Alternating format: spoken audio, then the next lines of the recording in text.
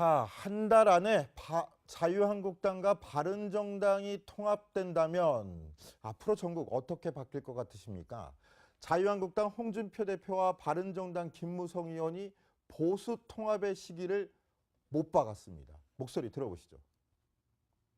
바른정당 전당대회를 하기 전에 우리가 보수대 통합을 이루는 것이 국민들이 요구하는 것이다. 바른정당 전당대회 전에 형식에 구애되지 말고 보수대 통합을 할 수 있는 길을 이제 사무총장이 중심이 돼서 공식적으로 시작을 해 주시기 바랍니다. 그래도 전당대회 전에는 조금 어느 정도 궤도에 올려놔야 된다고 생각하시는 건 동의하시는 건가요? 그렇습니다. 우리 보수 야당들이 좀 더 효과적으로 대응을 잘 하기 위해서는 힘을 합쳐야 된다 하는 그런 생각을 지금 많이 하고 있습니다. 예, 지금 보셨다시피 두 당의 대표 주자가 모두 바른정당 전당대회 전까지 통합 마침표를 찍겠다 이렇게 선언을 한 셈인데요. 노은지 기자, 왜 하필 11월 13일 바른정당 전당대회 전까지입니까? 홍준표 대표가 또 어떤 얘기를 했냐면 그 전당대회를 하게 되면 고착화가 된다 이런 얘기를 했거든요. 그 고착화라는 것이 지금 약간 중간에서 흔들리는 사람들이 있습니다. 자강과 통합 그 사이에서 중도파들이 분명히 존재를 하거든요. 그런데 지금 일단은 전당대회를 했을 경우에 유승민 의원이 대표가 될 가능성이 거의 뭐 상당히 높잖아요. 그렇기 때문에 유승민 의원 자강파 의원이 대표가 됐을 경우에는 흔들리던 사람들까지 지금 설득을 해서 뭔가 잡아둘. 그래서 이제 그 자강파가 고착화될 가능성이 있다. 그렇기 때문에 그렇게 될 경우에는 뭐 통합이 더 어려워지니까 그 전에 조금 그 좀 적극적으로 노력을 해야 된다 이런 얘기가 나온 걸로 보이고요. 그런 면에서 지금 일단 그 서로 간의 어떤 물밑 작업들이 계속 진행되고 있다 이렇게 볼 수 있겠습니다. 자, 강병규 기자. 그런데 지금 두 사람이 이야기하는 통합, 당 대 당 통합을 이야기하고 있는데 그 가능성 어떻게 전망되고 있습니까? 자, 아무래도 가장 궁금하신 것은 바른정당 전당대회 출마를 선언한 유승민 의원의 그런 반응일 겁니다. 먼저 목소리 듣고 오시겠습니다. 홍준표 대표가 보수 대통합 이제 하자면서 공식적으로 통합에 대한 거를 뭐 제안하는 걸 사무총장한테 지시를 했거든요. 그 우리 당 전당대회는 우리가 알아서 하는 건데 홍준표 대표가 그 자유한국당 대표로서 자기 당 지지도 올릴 생각이나 하지 자꾸 남의 당 전당대회를 이렇게 방해하는 이런 행위는 별로 이렇게 저희들로서는 받아들이기 힘들고요. 그 영감님은 자유한국당 그 지지도나 신경 쓰시라고 그렇게 말하고 싶네요. 자, 이렇게 차분한 인상의 유승민 의원이 홍준표 대표를 영감님으로까지 불렀는데 노영희 변호사 좀 어떻게 보셨습니까? 매우 불쾌하고 싫지만 어쩔 수 없다라는 속내가 지금 그대로 나타난 거 아닌가 생각이 들어요. 왜냐하면 바른정당의 명분은 사실은 되게 좋거든요. 그런데 그 명분을 끌고 나가려면 그만큼 그걸 지지해주는 사람들이 많이 모여 있어야 되는데 실질적으로 명분만 있지 그 명분을 실천할 수 있는 어떤 로드맵 같은 게 하나도 없어요. 그렇기 때문에 바른정당은 계속해서 5%의 지지율만 계속 지금 가지고 가는 거거든요.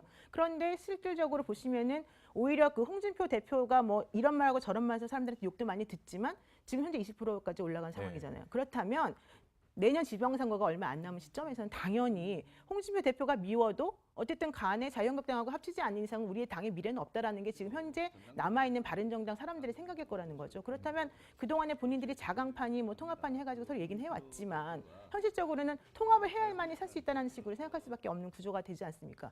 유승민 의원이 전당대회 11월 13일 하면서 그런 얘기를 하죠. 명분은 당연히 있겠죠. 그런데 실리를 따져보자라고 생각해보게 되면 아마도 5%만 유지하는 그 상황 가지고는 해결이 안 될 것이고 특히 통합을 주장하는 사람들이 지금 현재 11명이 넘는 상황이고 지금 있겠다는 사람들이 7, 8명밖에 안 되는데 국회의원 수가 지금 가장 중요한 상황에서 그 정도를 가지고서 바른정당이 명맥을 유지할 수 있을까? 그렇지 않다는 거죠. 그렇다면 유승민 의원도 내가 주장하는 게 옳지만 나를 따라온 사람이 이렇게 적으니 어떻게 할 수 없다. 난 너무 속상하다. 이걸 지금 저런 식으로 표현하는 게 아닌가 싶습니다. 네, 근데 유승민 의원 같은 경우는 오늘 확실히 당대당 통합은 자기가 생각하고 있지 않다라고 선을 확실히 그었고요. 그리고 일단은 기어 들어가는 통합이다. 지금 들어간다면 기어 들어가게 되는 거다. 이런 표현을 했는데 일단은 홍준표 대표에 대해서 유승민 의원이 상당히 조금 안 좋은 감정을 가지고 있다 보니까 홍준표 대표와 그 외에 뭐 여러 가지 뭐 친박계로 표현을 할 수 있겠는데 그런 사람들이 좀 정리가 되지 않으면 전혀 당대당 통합 생각조차 할 수 없다. 이런 식으로 선을 긋고 있고요. 그리고 조금 전에 그 4시부터 이제 통합 추진 모임 의원들이 모이기 시작을 했는데 어쨌든 계속 물밑에서 진행은 되고 있지만 아직도 7, 8명의 의원들은 좀 당에 남아있을 것 같다. 자강파 의원들이 여전히 좀 견고하게 남아있는 그런 상황이어서 당대당 통합까지 실제로 실현되기에는 조금 어렵지 않겠느냐 이런 전망들이 나오고 있습니다. 자, 홍준표 대표, 김무성 바른정당 의원 두 사람 모두 다 당대당 통합을 이야기하고 있지만 보신 것처럼 그 가능성은 낮아 보입니다. 대신에 상당수 의원이 다시 자유한국당으로 해군할 가능성은 커 보이는데요. 자, 노영희면서 당대당 통합이 아니라 이렇게 10여 명이 될지 모르겠습니다만 일부 의원들이 해군하는 모습으로의 복귀, 어떤 파급력이 있을까요? 제가 봤을 때는 지금 홍준표 대표가 예전에는 당대당 통합 같은 거 없다라고 얘기를 했었고요. 그랬었죠. 예. 그다음에 김무성 의원 같은 경우도 사실은 그런 거 없다라고 얘기를 했었어요. 그랬는데 지금 와서는 게 되게 자연스럽게 나오고 있거든요. 그렇다면 당대당 통합까지 가지는 못하더라도 지금 어느 정도까지는 이분들이 서로 같이 힘을 합쳐서 내년에 대비할 거다라고 하는 거는 서로 전부 다 완목적으로 동의가 됐다라고 볼 수밖에 없습니다. 그렇다면 제가 봤을 때는 상승 효과가 사실 상당히 있을 것 같고 바른정당을 심정적으로 지지하는 그런 그 국민들 중에서 실질적으로 바른정당에 계속해서 지원을 보내자니 너무 힘이 없을 것 같아서 마음을 좀 선뜻 주지 못했던 분들이 오히려 이런 기회에 자유한국당 쪽으로 완벽하게 그 힘을 모아줄 가능성이 있고 그렇게 점점 지내다 보면 당연히 시너지 효과가 훨씬 크지 않을까 지금 생각이 듭니다. 그리고 또 자유한국당은 이런 통합 논의 외에도 이제 문재인 정부와의 정면 대결에 좀 힘을 쏟는 그런 모습인데요. 오늘 한국당 투톱들의 얘기를 들어보겠습니다. 북핵 문제 이야기하면서 자기가 할 일이 없다 그런 이야기했어요. 5천만 국민이 북핵에 인질이 됐는데 대통령이라는 분이 내가 할 일이 없다. 나는 그 이야기를 아침에 듣고 구한말 고종 황제를 생각했어요. 안동에 가서 춤이나 추고. 그런 시기가 아니잖아요. 걸핏하면 국민 상대로 쉬어라.